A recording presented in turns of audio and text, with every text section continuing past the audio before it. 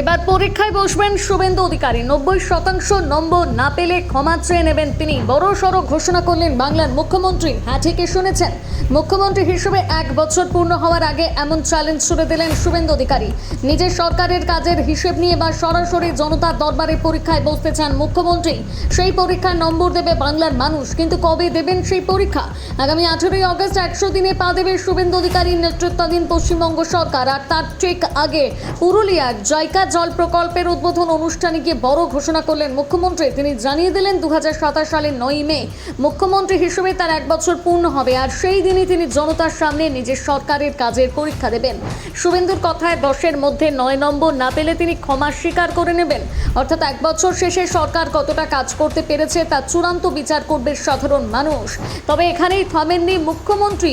আত্মবিশ্বাসের সুরে তিনি বলেছেন, সময় দিলে এবং ভরসা রাখলে তার সরকার বাংলার মানুষের কল্যাণে কাজ করবে। এমনকি 1 বছর পর মানুষই বলবেন সঠিক লক্ষ্যে বেছে নেওয়া হয়েছে। এদিকে 100 দিনের কাজের খতিয়ানও এবার সাধারণ মানুষের সামনে তুলে ধরতে প্রস্তুতি নিয়েছে বিজেপি।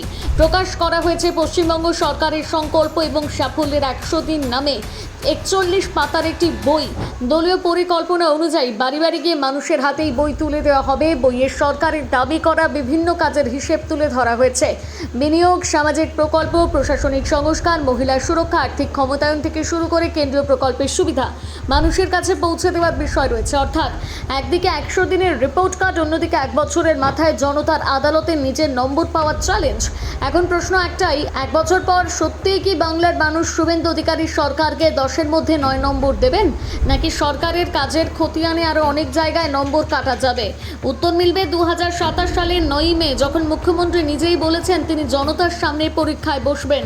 আপনি 10-এর মধ্যে কত দেবেন এখন বাংলার মুখ্যমন্ত্রীকে? জানান কমেন্ট করে।